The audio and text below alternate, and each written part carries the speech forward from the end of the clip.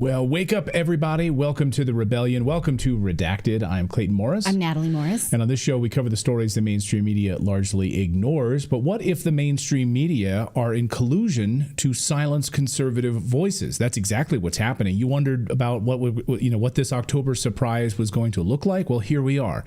A massive collaboration now between mainstream media outlets and the deep state and the White House, frankly, to silence conservative voices and to remove content from major platforms, all 7 days before this election. We're going to show you the text messages that Tucker Carlson received last night from a reporter at the New York Times and a follow-up today on this bombshell story. It's freaking crazy, guys.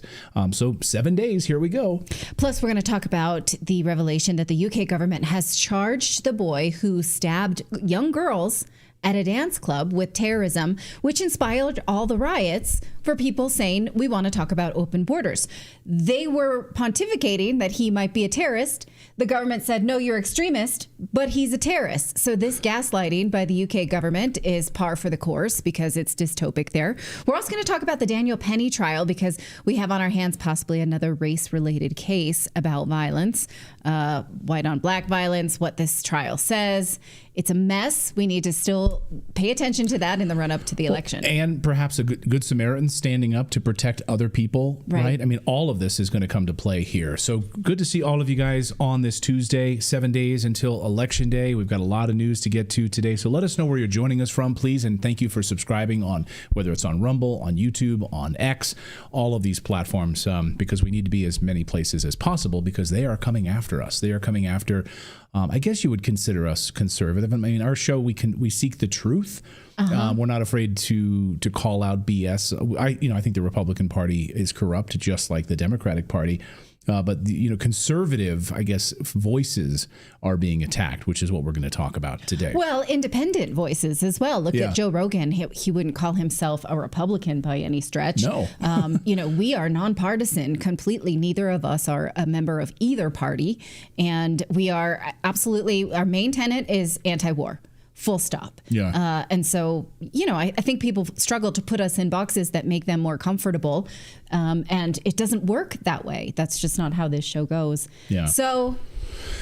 Yeah. Sylvia, good to see you. Greetings from Oklahoma. Gene, Odom became a rebel. Good to see you. All right, let's get to your redacted news roundup, the news you won't see in other places. All right. Well, if you've been wondering what an October surprise might look like, well, this morning we got our clearest sign yet of a coordinated effort by the mainstream media to silence conservative voices across YouTube and social media platforms. Of course, we saw this coming. We've been talking about this for months here on the show, that in fact, these big tech platforms were going to do massive censorship ahead of the election. I'm surprised that they're going to do it in earnest just 7 days before the election, but I think they realize what a dumpster fire everything is right now for Kamala Harris. Recall what happened, though, in 2016 when the media went all mea culpa, saying it was our fault that Trump got elected because we gave him such a big platform. They went full force against him in 2020. They're doing this again because they think that they can make or break people and that it's their responsibility to take down any voices that may be against the Democratic Party. There's no simpler way to see it. So it's full on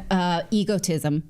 Yeah, right. They think that they're the arbiters of truth. They need to protect us all. They need to protect us all, like they did from the Hunter Biden laptop story. They protected us there, didn't they? They also protected us from the Russiagate hoax, right? Sure, they did. In fact, they perpetrated it. So Tucker Carlson last night received this text message. I'll show you all three screenshots in a second, but this was Tucker posted this on X a few hours ago after he received a text message from a reporter at the New York Times. Now, I want to go through these text messages. I'm going to read them verbatim for you. Let me put on my spectacles. Good day, Mr. Carlson. I hope you're well. I'm Nico Grant, a reporter at the New York Times. I wanted to give you an opportunity to comment for an upcoming article that takes a look at how political commentators have discussed the upcoming election on YouTube. We rely on analysis conducted by researchers at Media Matters for America.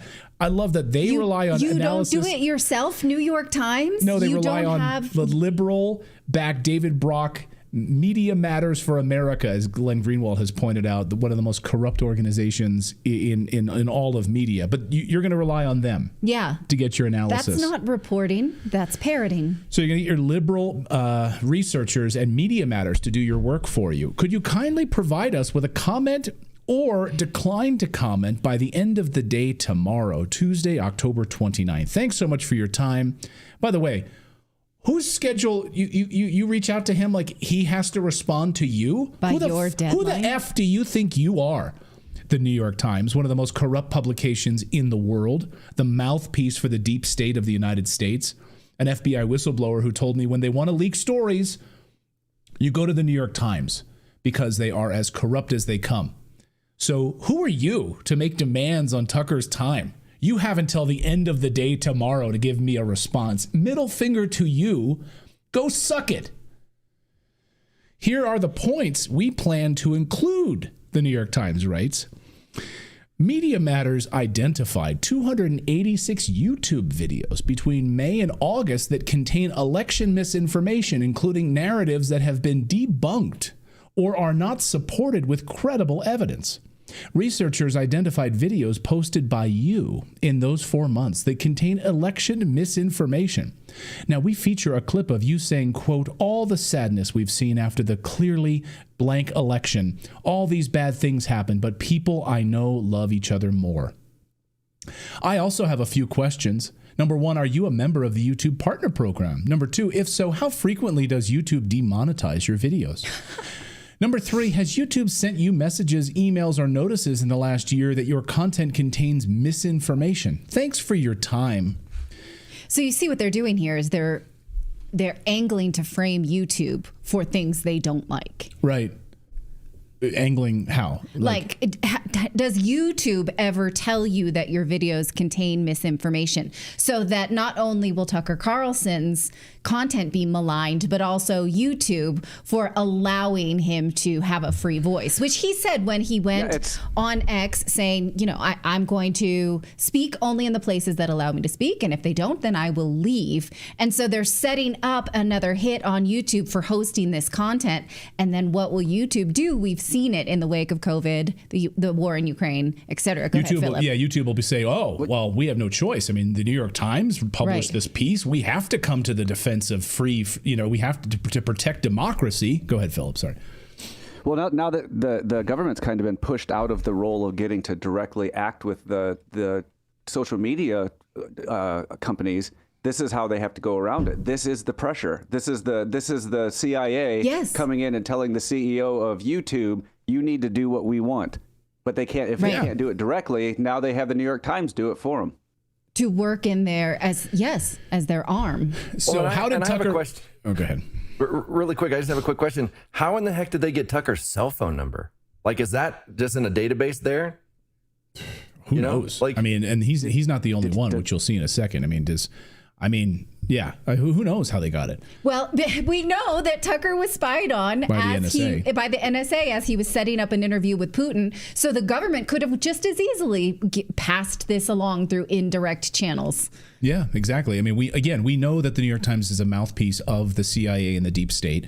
And all they have to do at the New York Times is just call up their sources at the NSA and say, hey, I just need a little help here. I need Tucker's phone number. Nevertheless, how did Tucker respond? It's classic Tucker. So he says, thanks for your time. And so Tucker responds, so the New York Times is working with a left-wing hate group to silence critics of the Democratic Party? Please ask yourself why you're participating in it. This is why you got into journalism? It's shameful. I hope you're filled with guilt and self-loathing for sending me a text like this. Please quote me. And the guy responds, Nico responds, thank you for your prompt response. Would you like to address any of the above points or questions above? And Tucker responds, would I like to participate in your attempt to censor me? No thanks. But I do hope you'll quote what I wrote above and also note that I told you to fuck off, which I'm now doing. Thanks.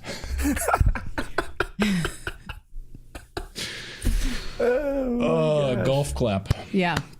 So I reached out to Tucker this morning about this, and he said he's just trying to keep himself amused at this point because these people are evil. That's what he told me. And I think these people are demonic, honestly. I think that his text betrays a confidence that he does not have, this Nico, because you have to think that he's a peon who's doing the bidding of the U.S. government, thinking that he's doing right, probably because he's too young to know the difference, but also peeing his pants. Oh, yeah. So this guy is peeing his pants because he then locked his Twitter account down because the backlash was swift and immediate. Here is Nico Grant now locking down his Twitter posts. These posts are protected. You can't see them anymore at the New York Times.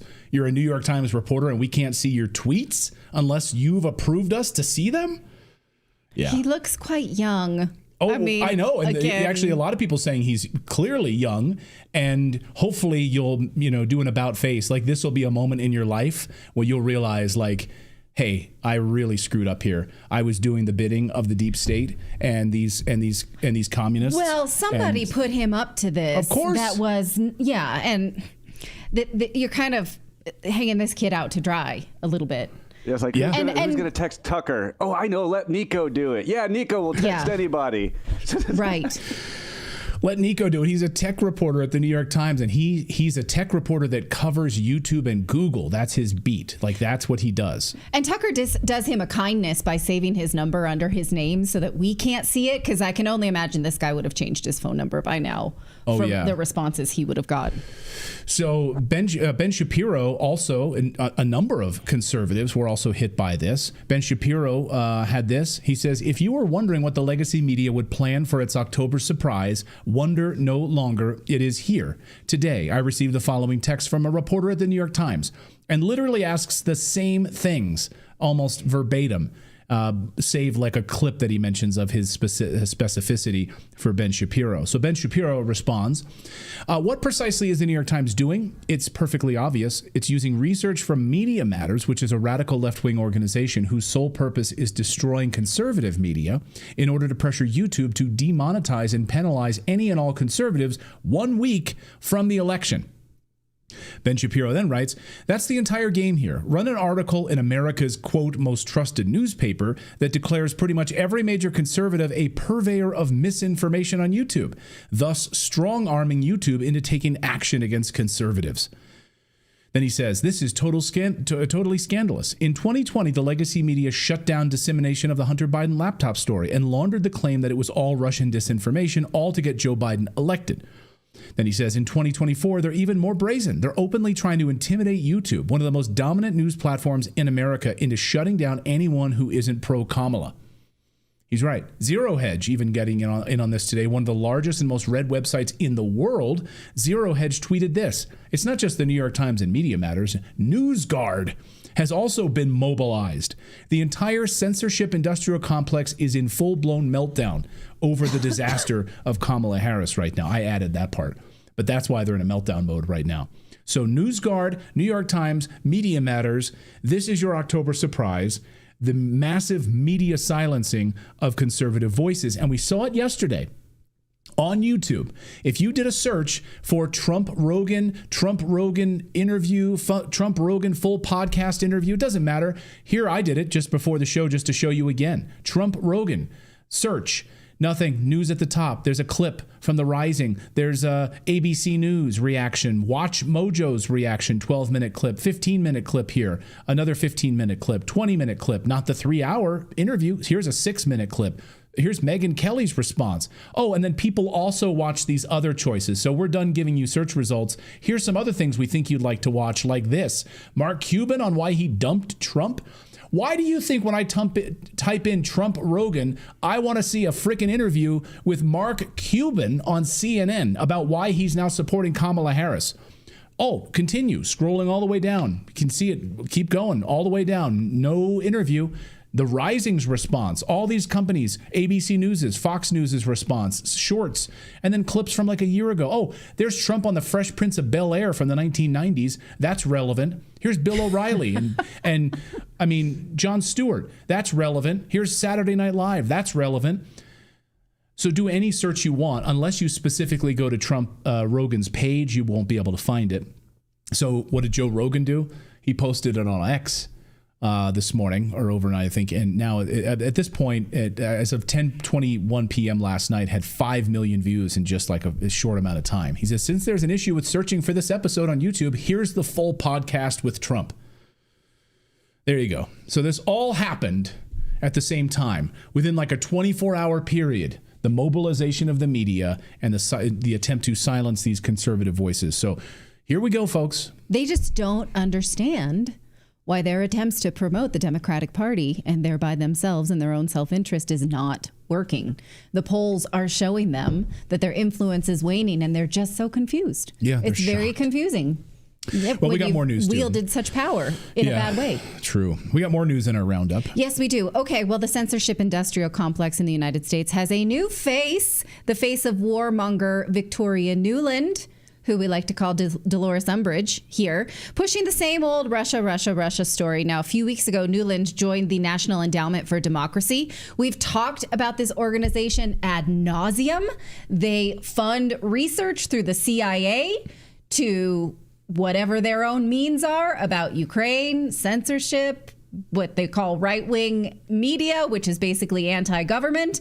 Anything they don't like, they put into some bullshit kind of reports that they funnel from the CIA, and they tell you, and then they try and get publications to take this information down. She's a demon. Why would they hire her? Well, Mike Benz explains this. He's a former State Department and also a cybersecurity expert. He says Victoria Nuland is now the CIA's #1 cutout, the organization I keep warning you about, the prime mover in the censorship industry, the National Endowment for Democracy. So again, we've talked about this. We fund them through our tax dollars. Then they commission research, and that research shows you what they think is misinformation, which ends up being true. Things about the Ukraine war, things like that have panned out.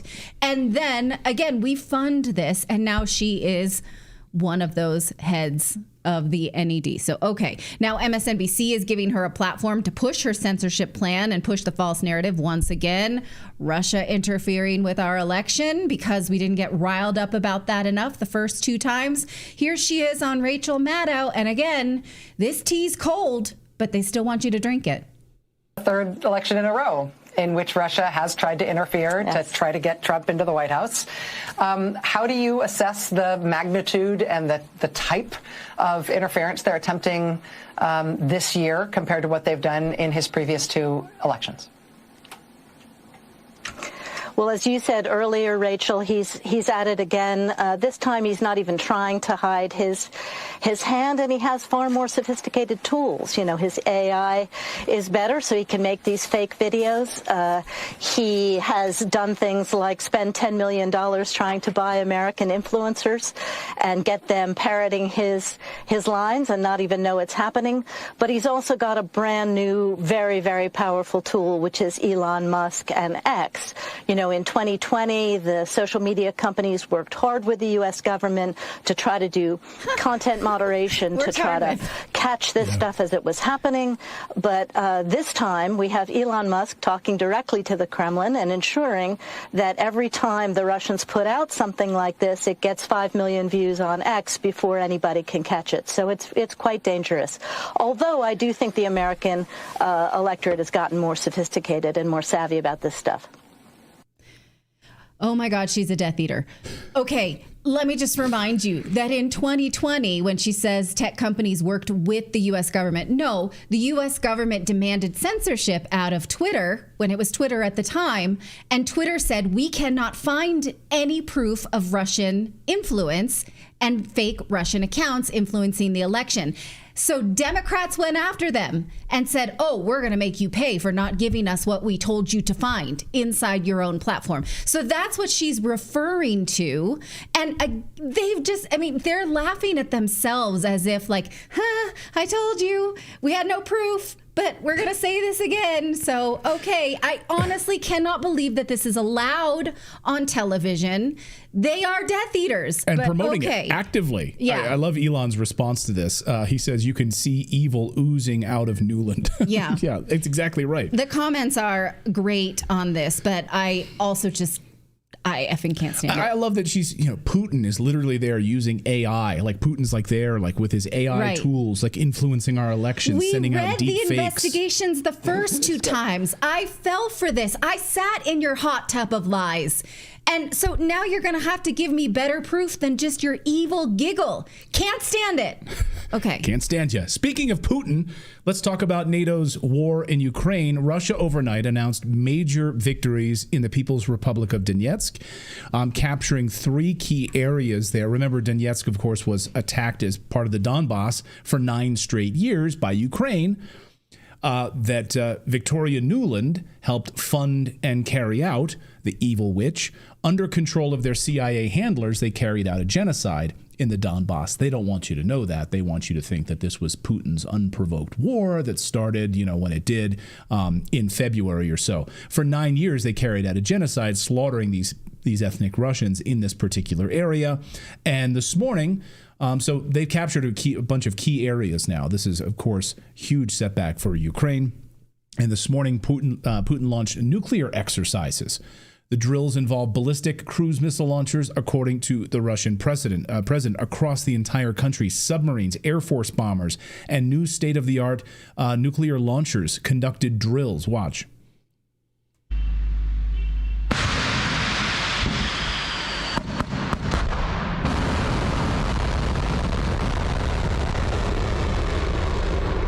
Yeah, so we want to mess with that, right? The world's largest nuclear arsenal running new state-of-the-art nuclear test drills. So NATO, keep going with your provocations here, like you're trying to do in Georgia and Moldova and, of course, other spots. Putin this morning said, quote, "Given the growth of geopolitical tensions as well as the emergence of the new external threats and risks, it's important to have a modern strategic forces that are constantly ready for combat use." There you go.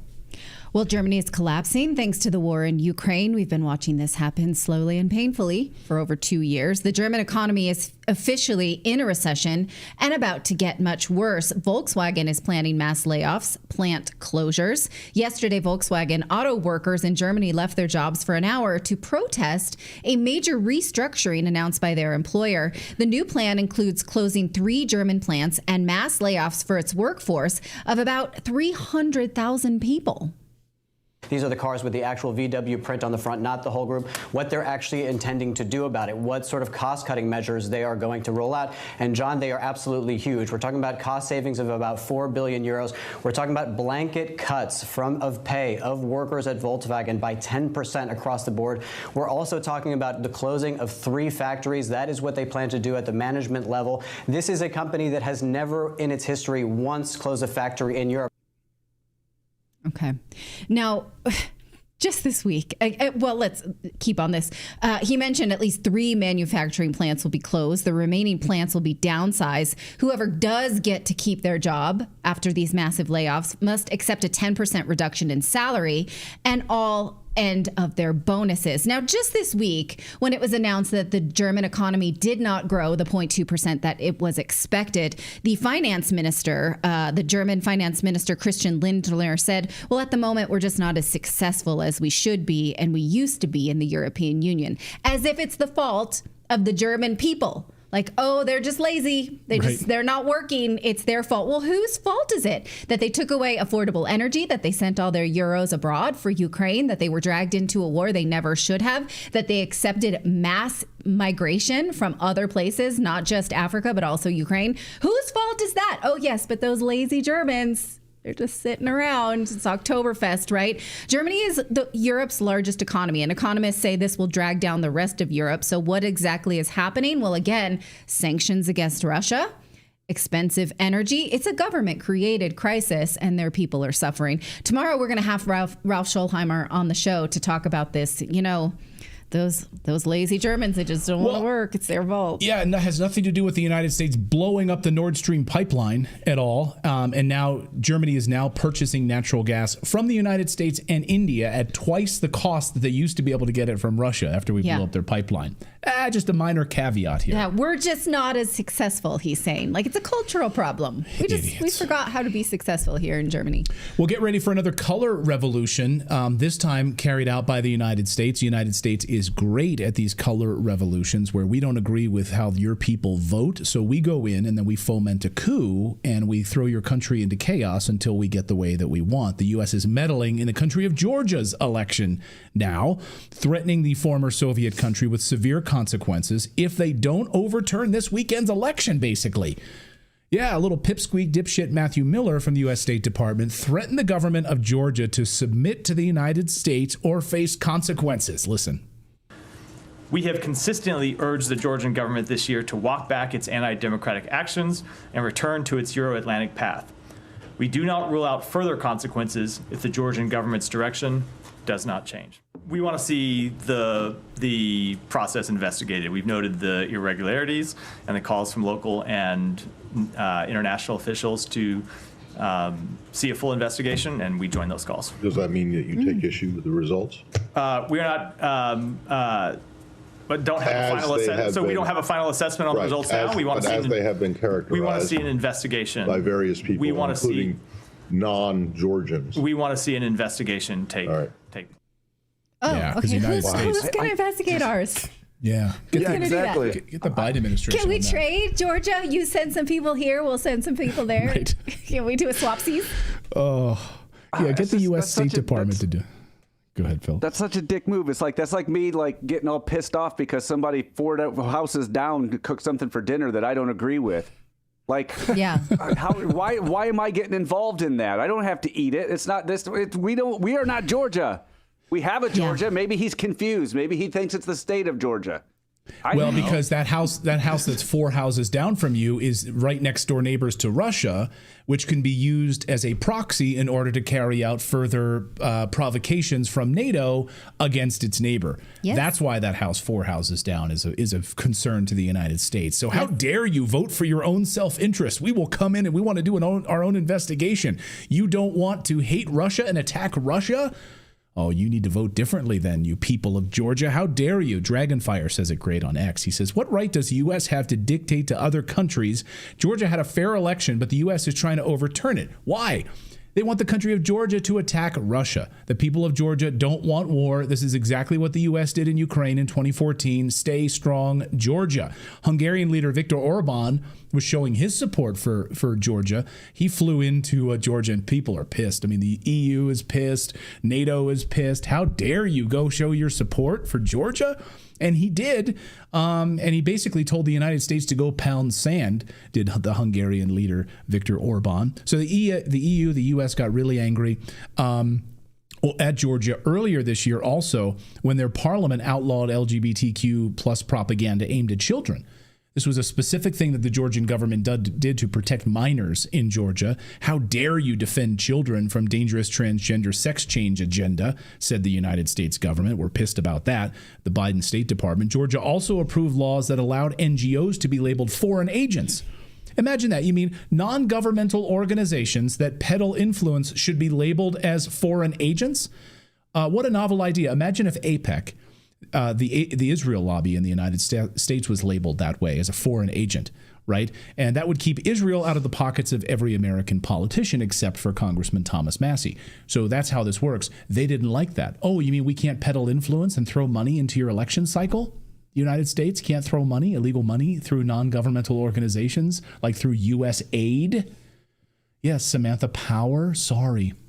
You're a foreign agent, and you can't influence our elections, so that's why the United States is pissed off. David Hockley says this is insane. The people of Georgia have a right to self-determination, and they decided they didn't want the EU or NATO. Georgia should consider a defense pact with BRICS and Russia to ensure they can defend themselves against any external pressure and aggression.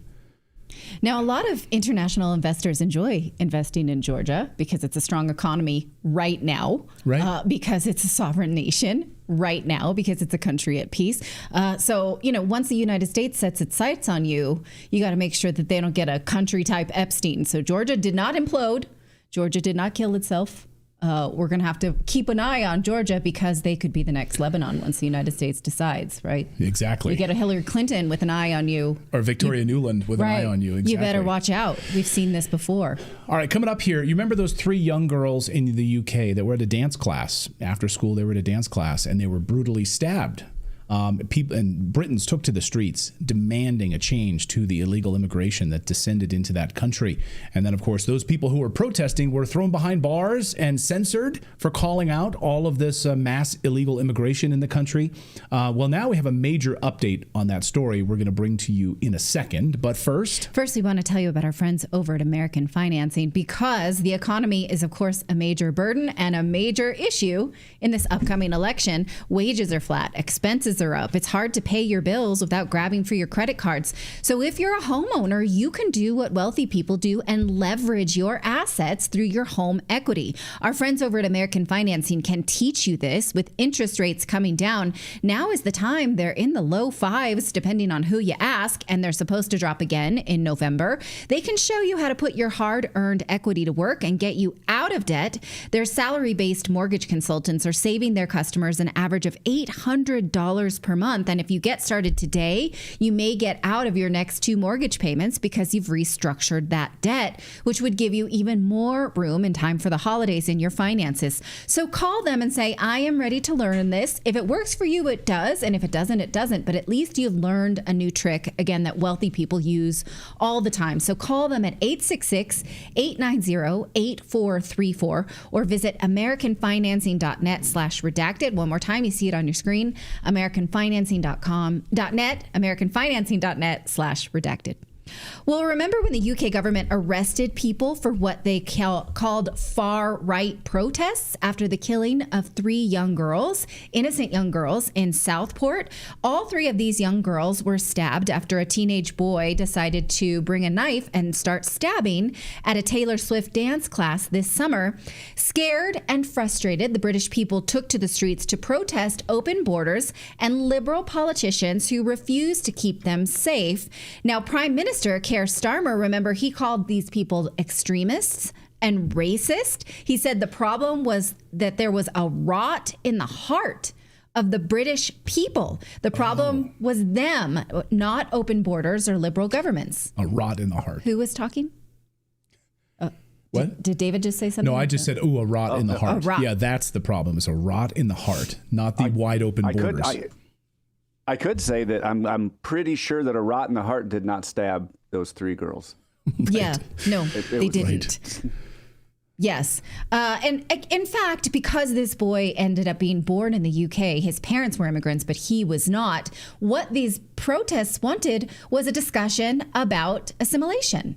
Are we opening the borders too fast? People cannot assimilate. We have a culture in decline and in despair. That's what they wanted to talk about. But instead, Keir Starmer said, oh, no, you can't talk about these things. And in fact, he said he would keep courts open around the clock even to deal with protests. By the way, this gentleman staring down the policeman who's being arrested is my favorite. That's a pretty funny image, right? That's a ballsy image right there. Okay. Yeah. Now, people were arrested not only for taking to the streets, but even for their social media posts. The government said that this was anti-immigration, and the reaction was not only unreasonable, but it was illegal.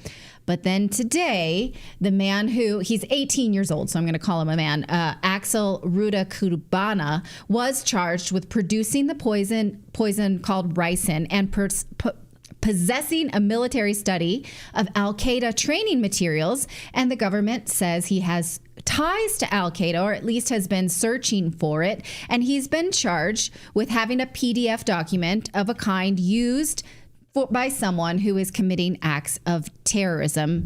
And so they're calling him actually connected to terrorism and using this in their charges. Of course, the person is not foreign born. He was born inside the United Kingdom. What they wanted, what these protesters wanted, was to talk about slowing down mass migration and possibly talking about assimilating cultures so that people don't feel motivated to go searching for al-Qaeda training material. Again, we can hardly say his parents should have been banned from coming. They didn't do it, but would have slower migration than allowed for better assimilation and safer streets.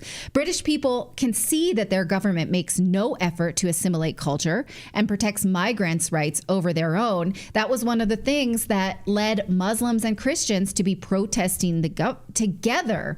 So the government owes these people an explanation. Why did they shut down this conversation? revelation they didn't want to have. It should have been their right to have it. Here is MP Robert Jenrick discussing this revelation and these charges and how this is a disservice to the British people who are owed an explanation. As the dad of 3 daughters, the Southport attack hit me personally. Of course, the legal process needs to be respected, but I'm seriously concerned that the facts may have been withheld from the public here.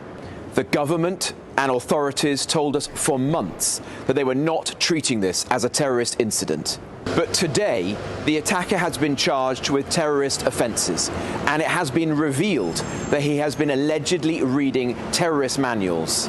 This atrocity was of immense public concern. The public had the right to know the truth right away. Any suggestion of a cover-up will permanently damage trust in whether we are being told the truth about crime in our country.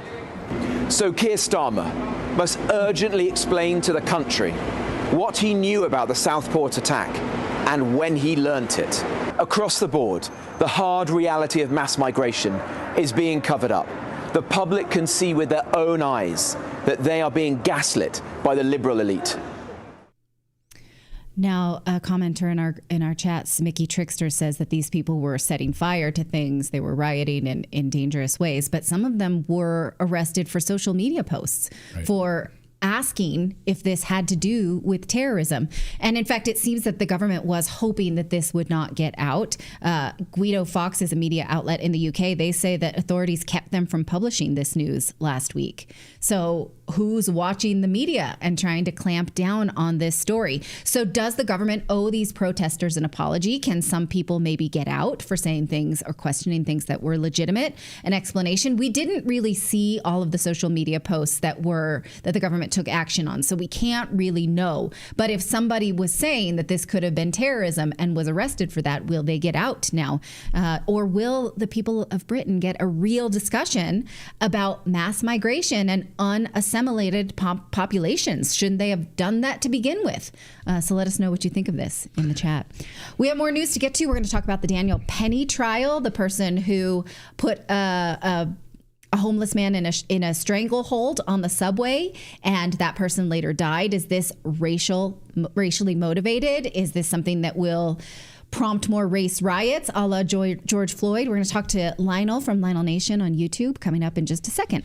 But first, I want to tell you about our friends over at Beam, because if you're anything like me, it's a little hard to get to wind down after a long day. Natalie will say, she's like, come to bed. And I was always a night owl, so I'd be up working on my computer, doing other things, like playing my guitar, just fooling around a little bit. I'm like, it's hard for me to wind down. And that's where Dream comes in, by Beam. It's an incredible sleep supplement that not only tastes delicious, but also help you get the rest you deserve. I'm talking about deep, restful sleep. Leaves you feeling refreshed when you wake up. No more groggy mornings or hitting the snooze button many, many times. If you're struggling to find restful sleep, like we all need, I can't recommend it enough. It's been a game changer. I truly believe it can help you too. Since taking Dream, you'll fall fast asleep. You're not going to be sitting there tossing and turning, thinking about the news, the crazy world that we're dealing with right now. Has no added sugar, just 15 calories per serving. It's like having a nice cup of tea before you go to bed. They even have amazing flavors like this: peanut butter, cinnamon cocoa. We should give this to our daughter. What do you think about that? No, it's not. I don't know if it's meant for kids. Well, we'll find out. Okay. We got to find out if this is okay for kids. Well, I'm sure it is. But cinnamon cocoa, pumpkin spice, apple cider donut, just to name a few. I want the apple cider donut one. Plus, Dream is made with high quality ingredients that are all natural. Shop early access to Beam's biggest sale ever right now. Click the QR code right on the screen. You just scan the QR code and use the code Redacted for up to 50% off. This is a great Christmas gift as well. Might be a good stocking stuffer. Shop Beam's biggest sale right now. Get 50% off when you go to shopbeam.com/redacted and use the code Redacted at checkout. A limited time only. Well, this is a trial about race and class and an indictment about lawlessness in our society. The Daniel Penny trial is kicking off. He is a former Marine on trial in New York City for the death of a homeless man, Jordan Neely, who was known to subway riders as a Michael Jackson impersonator. Neely was okay, let's get the characters right. Penny placed Neely in a chokehold while he was acting erratic and threatening fellow train riders. Neely later died, and now it's Penny that's on trial for manslaughter. Now, we've spoken about this trial before. Train riders did admit that Neely had yelled to passengers that he was tired and hungry and willing to go to jail. So was that threatening? Was Penny within his rights to subdue him?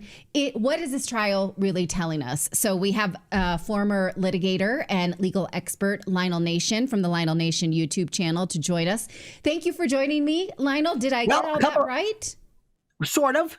Good. Okay. By the way, former prosecutor and current litigator, current licensed lawyer. But let's go this very, very quickly. He said someone is going to die today. As opposed to whatever. And I love this. Known as a former Michael Jackson. Nobody knew who the hell they might have recognized him, but they're saying he killed a Michael Jackson's. It's just like when Trayvon Martin. Remember that they showed the picture of him in like kindergarten with a little mortarboard. Yeah. They killed a little kid. No, he's 30 years old today, but this was a picture then. So they're immediately making him out to be this wandering minstrel, this busker, trying to ply his entertainment wares. And here he was. Right. Let me go back. Beloved New York City subway icon is the story. Yeah, sure. No, there's 50 million people on the F train alone. Before we forget, or begin, and before I forget, the first thing I would do, and any lawyer should do, is file a motion in limine, which says, do not call this a choke hold.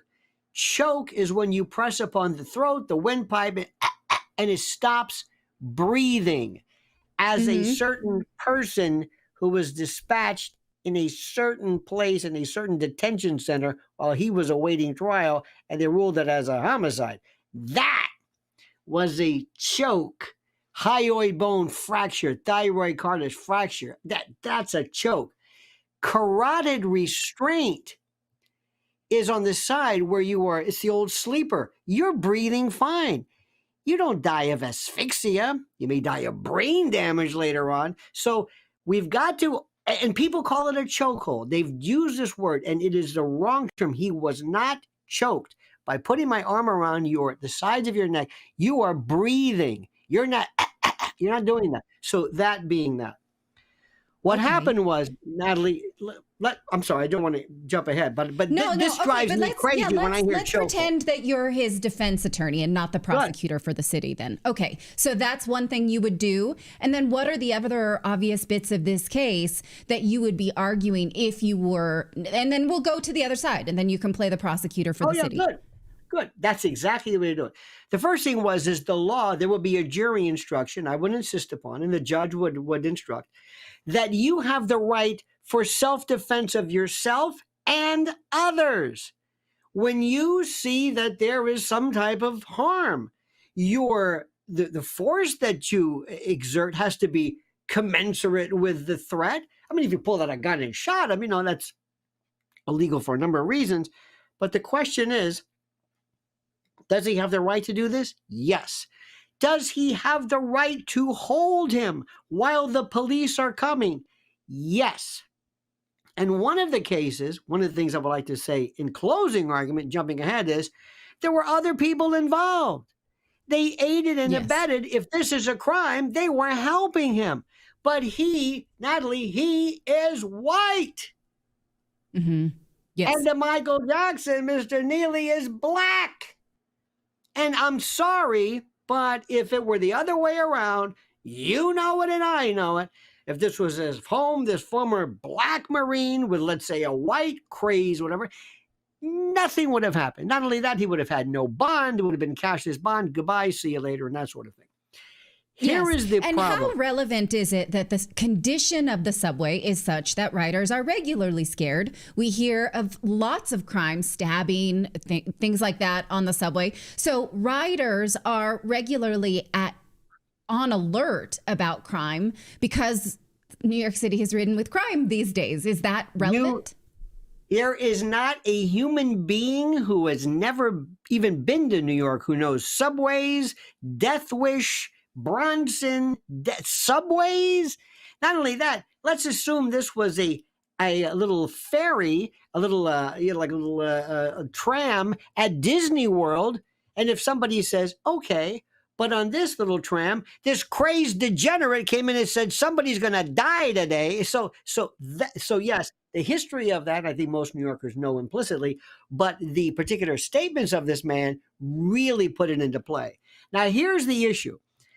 Alvin Bragg, the same prosecutor who brought 34 counts of what we still don't know against President Trump, is basically looking at two things: manslaughter and this kind of like negligent homicide.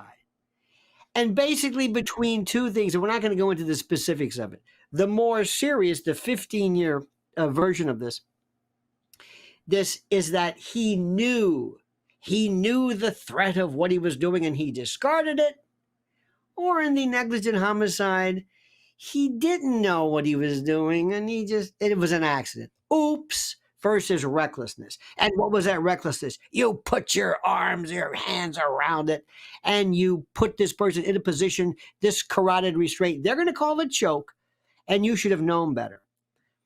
They're going to, this of course is going to have all of the trappings of the Chauvin, the cop, and George Floyd and all that other stuff. And they're going to take this video and they're going to splice it apart and give it a kind of like a Zapruder look, and they're going to make it sound like it was elongated, because here's the issue, jumping ahead, his biggest hurdle. How long did you have this thing on you? How long did you have this carotid restraint on this person? If he's not moving and you've got people around you, was the threat perhaps removed? Could you have let go? And the $1 million question is, assuming all of that, what was the cause of his death? Was it Daniel Penny, or was it some comorbidity, to use COVID language? Was it perhaps the K2 cannabinoids floating through his, and by the way, the tox screen was a little iffy. And that's relevant because we were not told that George Floyd had incredible amounts of drugs in his blood. And so that was hidden from us at trial. So this is a familiar tactic. Right. But did he die because of an overdose, or did he die because of this carotid restraint? And of course, you have the battle of the experts.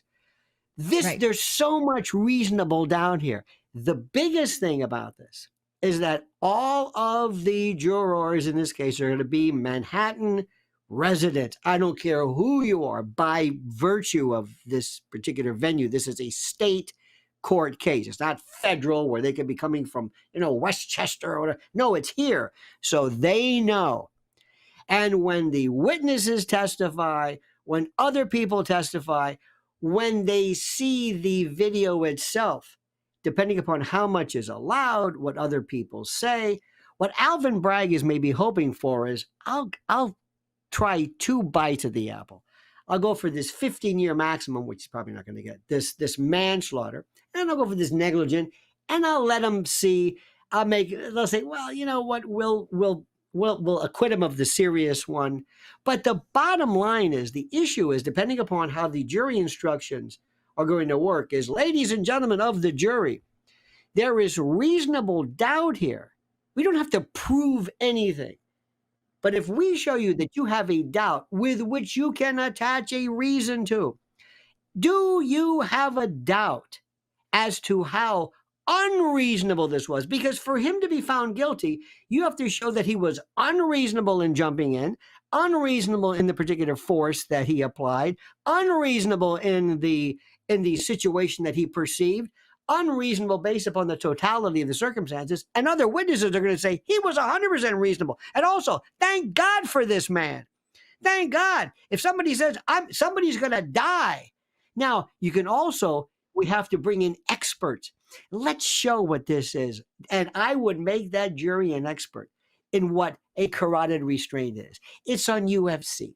And Joe Rogan does it. And Dana, and you see it all the time. And it's on TV. It's not a joke. Police are taught that. It's an effective means of quelling and minimizing the situation. What they should have done, jumping back to that case of Chauvin with George Floyd, I would have had witness after witness after witness saying that is precisely what you do. The knee on the throat may be problematic to you, but that's what we teach him. And he was merely, again, I'm jumping ahead. Once jurors say, you want them to say, I didn't know that. See, I'm just a regular guy who came in here and I thought they really, they didn't choke him? No. And if they really wanted to do it, and this would be the greatest, do a courtroom demonstration, have the sleeper hold applied. You've seen it on TV a million times. It's nothing. It's kids do it, which then comes into the issue of medical examiners. Why did he die? Okay, so then let's jump to this jury selection, because now his lawyers are arguing they want subway riders specifically on the jury. And the city is saying, well, no, subway riders, they need to work. They're low income people. So we may not be able to get you that. I mean, that's right. Well, first of all, you can't ask for people. You go through the jury process. But when you pick a jury, the voir dire, and New York is normally very, very boring the way you pick them, but you have two types of challenges, two different ways you can get people off the jury stand. One is a challenge for cause. You have unlimited numbers of those, and they have a good reason. For example, this is a relative of the defendant. This is a relative of the victim. This man is a convicted felon. This person, that's for cause. And you can use as many of those challenges as you want. Then you have peremptory challenges, oftentimes mispronounced as preemptory. And peremptory this is where you have a certain number, 6, 3, depending upon the severity, the number of charges, and you can get rid of people for whatever you want. You don't have to give a reason, and you only have a certain number of those. Now, in this case, jury selection is important, but I am telling you one thing. I have never in my life ever seen a person able to predict what a juror is going to do once they hear the case. I have heard say, don't pick black defendants if you're prosecuting because black people tend to, nonsense. Many respects, they know crime more than anybody else. If you have something that's really persnickety like a DUI, pick a teacher because teachers are into rules. Nonsense. Teachers probably drink more than anybody else. So whatever you think, a woman, a man, a children, it's whenever you are in that position, you find yourself also asking yourself, how do you fit in with the dynamic of other people? Because you can find yourself kind of arguing with them. Maybe there's a lunatic, and you might vote one way or another to spite somebody else. So those dynamics, jury selection is wonderful. I love it, but don't put too much emphasis. People will just listen to common sense and just say, evidence didn't show it. I don't like the man. But understand what this is, though. This is the classic case of a kind of a social justice warrior. As a prosecutor, I would have said two things. I am going to decline prosecution. First of all, don't even show me who the victim is. I don't even know what it is. Just tell me what happens. Number one, did this Mr. Penny, did he have any intent of committing a crime? No. Did he go up and just molest or menace somebody? No. Like Neely did? No. He was really trying to help people out. So there was no criminal intent, no recklessness, no nothing to help out. And not only that, we have something sometimes called Good Samaritan statutes, where in many jurisdictions, they will say, listen, if you, let's say, pull over if there's an accident and you try to render first aid, and let's say you're not really adept at this, and you kind of screw things up, we're going to kind of hold you harmless unless you're really reckless, because we want to encourage people to render aid. Mm-hmm. We don't want somebody to be driving. That's a Good Samaritan statute. So in that theory, as a prosecutor, I would say, number one, he didn't mean any harm. He didn't mean to commit. Number two, we kind of want to encourage this. And number three, he probably saved a life by stopping this guy. When somebody comes in and says, and I forgot to tell you something. I forgot to tell you. Here's the best one. He has 40 arrests. This is the stiff. 40 arrests under his belt. He was just released from Rikers Island. Get this, for punching this old woman, smashing her nose, shattering the orbit of her eye. This guy's got a reputation. This isn't some walk in the park. Then we get into the question of, well, how relevant is his... The question, though, the people say, well, you don't know in that moment about his priors. You don't know how... And so other witnesses on the train said, well, one thinks he may be armed. He was acting aggressively and threw his jacket. People say, well, you don't know how erratic that behavior will get in that moment, so you don't wait until a gun or a weapon appears, until assault appears. When someone has threatened, you take them at their word, because most of us don't go around threatening strangers. Well, exactly. Now, in the rules of evidence, you hope that somebody on the defense, on the prosecution, because they go first, talks about what a wonderful man Neely was. He was a good man. He was a guy who, he was just. And what if somebody said, "Oh, really? Are you familiar with his reputation in the community for peacefulness?" Well, none of it. Would it surprise you if I told you that he had 40 arrests under his belt? That he was at Rikers Island? Well, I'm impeaching. Yes, because what I'm doing is I'm contradicting your testimony as to his peacefulness. So I'm hoping, normally you can't bring up the fact that the dead guy was a dirtbag, because as you said, nobody knew that. He didn't walk around with his rap sheet on him. But if somebody during the course of this provides some kind of, I don't know, some kind of testimony as to, he was such a nice guy, then I'm going to say, oh, so are you familiar with his reputation in the community? Oh, yes. Good. Well, would it surprise you if, so now I'm impeaching, meaning I'm lessening, I'm attacking the credibility of the person. So this case, why Alvin Bragg is doing this, just think about this. Former Marine. I mean, just the Good Samaritan, days of the old notion of the vigilantes. There's this Bernard Goetz and in New York, I'm tired of the crime and people fighting back. This is the last case. They could have told him, listen, would you enter a little program, something called, I don't know, anger class, and we'll drop it. Okay, but just give me something. So I don't want to try this. Do something. Oh no, they wanted to make, because this is about a progressive. We're going to get this guy, this white Marine, choking to death this poor, thriller, this man, this Jacko impersonator. Come on, this case is fantastic. Yes. Well, but also I think it allows the rest of us to admit we are scared in these little cities. And that is a terrifying thing to admit. It impugns these places that have allowed crime to run rampant. And Natalie, in Springfield, Ohio, they're eating cats and dogs. I don't care what anybody tells you. Springfield, Ohio. We got I mean, so I guarantee you, it may not be. New York may be per capita. There's 8 million people here. There might be less crime than in Davenport, Iowa.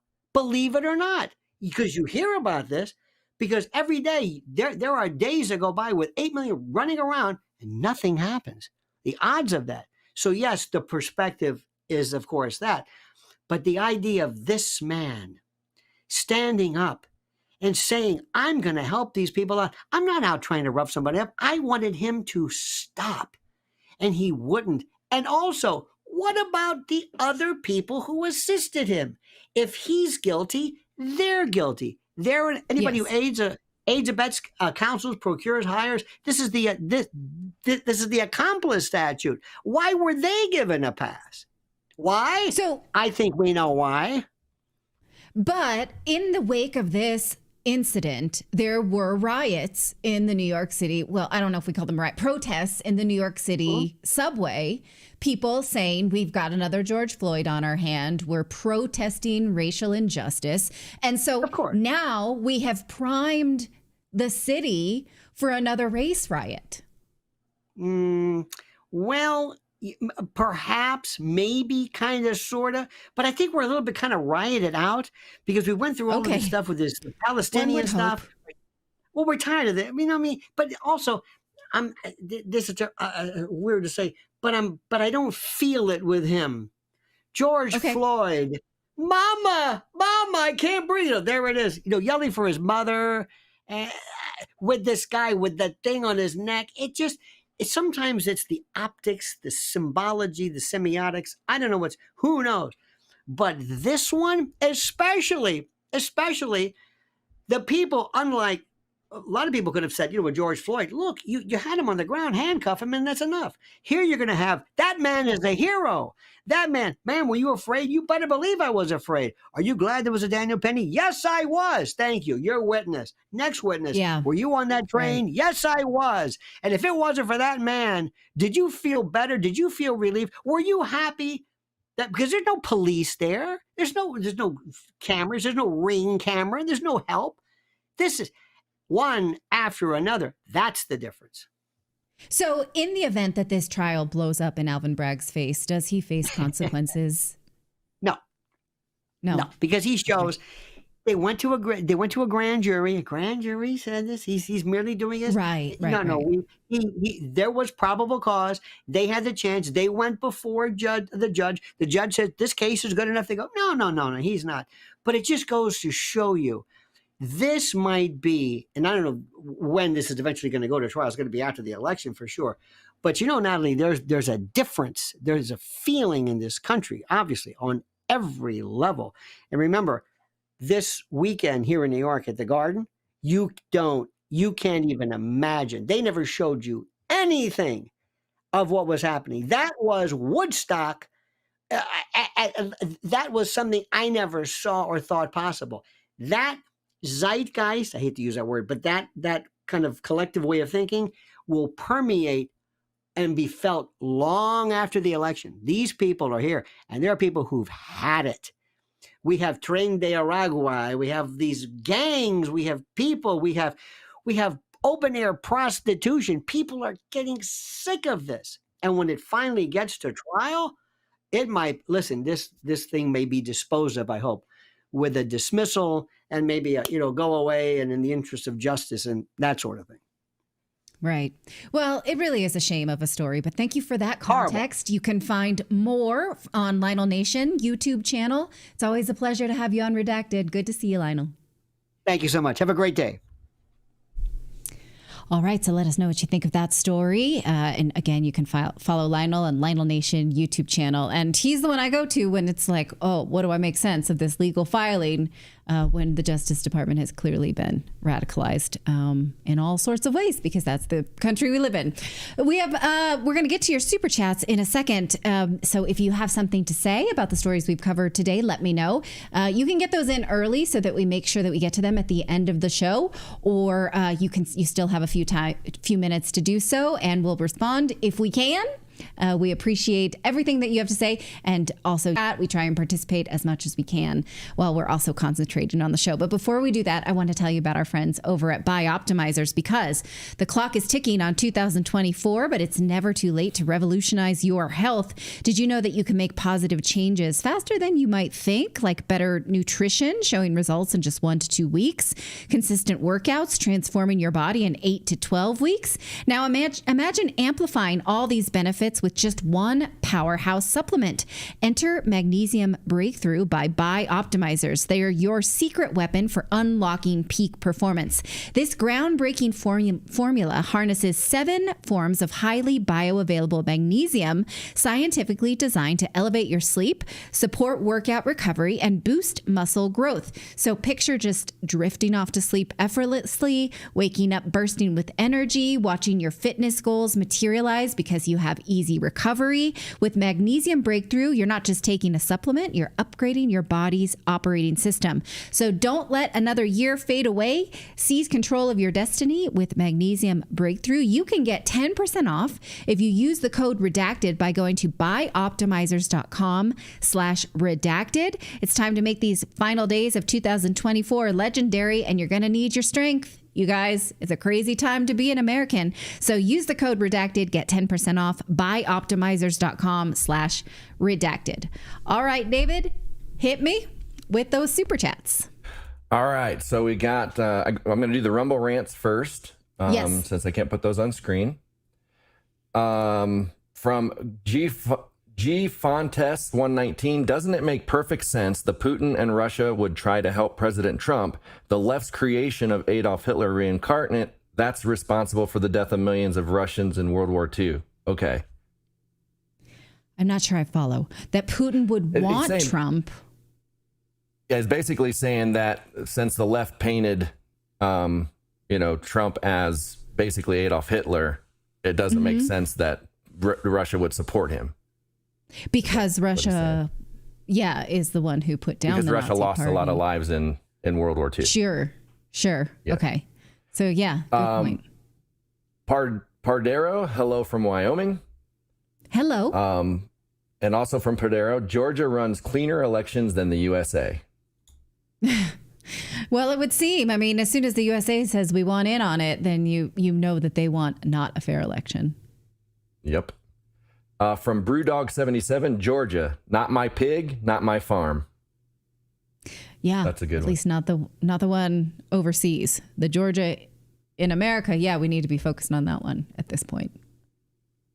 From Vin Garoon, Biden was in Germany last week where he was awarded the country's highest honor, just when you thought the humiliation and subjugation of Germany couldn't get any worse.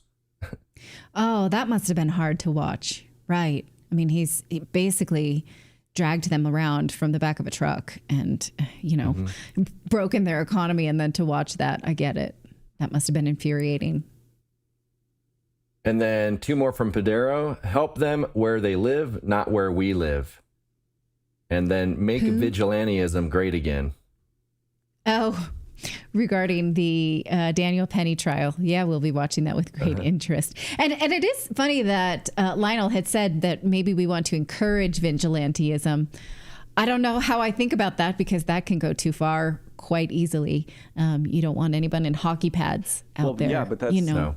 I mean, that's not really vigilantism because it's not like it's not like, Daniel Penny went and sought this guy out after the fact and exacted justice upon him. He intervened in a potentially dangerous situation.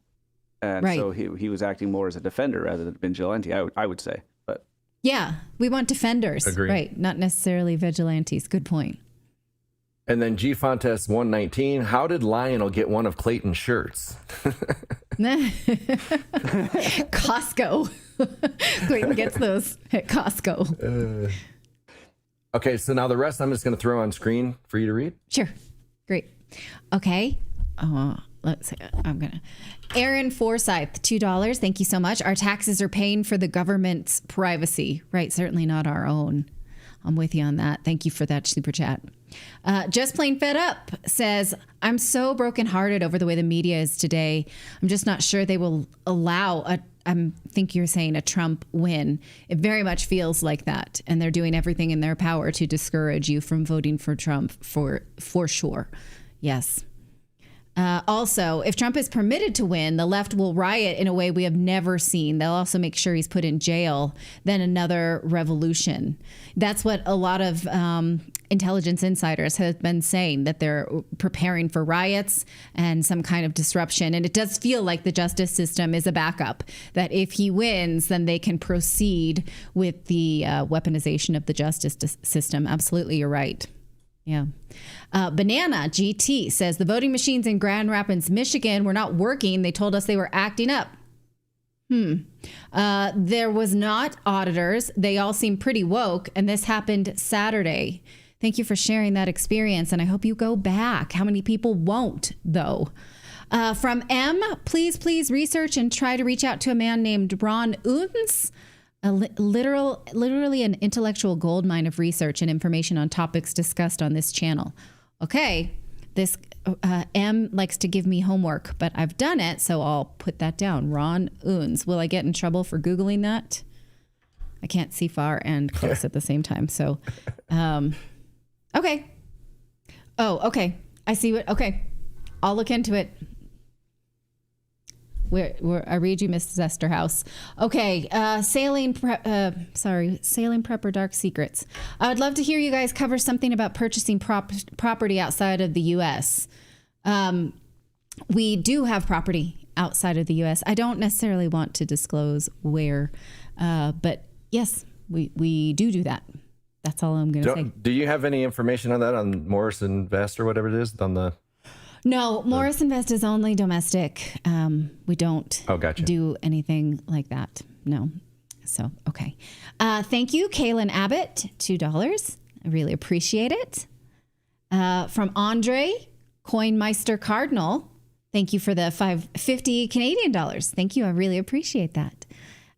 Again, Sailing Dark Prepper. In the self-defense issue, the question is who gets violent first is not self-defense, unless they were the one saying crazy got violent first.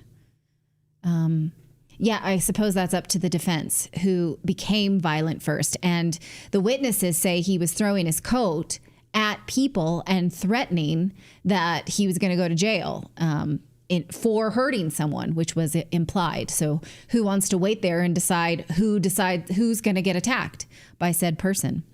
So yes. Kaylin Abbott, $5. Thank you. Please be aware that disease X is here.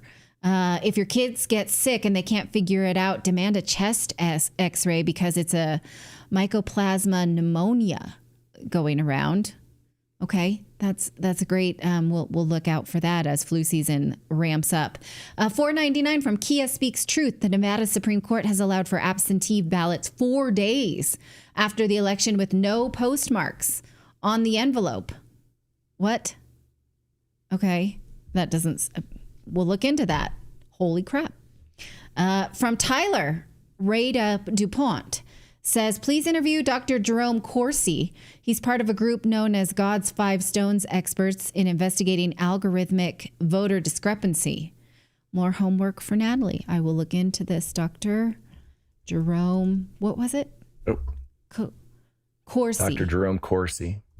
Okay. All right. I will. That's all of them.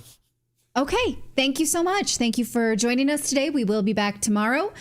One more show until next week's election craziness. I probably will look like a troll doll because that's how I feel.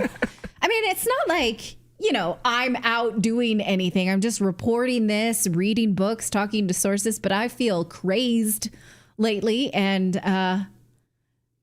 just riled up. Completely riled up. So join me in trying to be sane.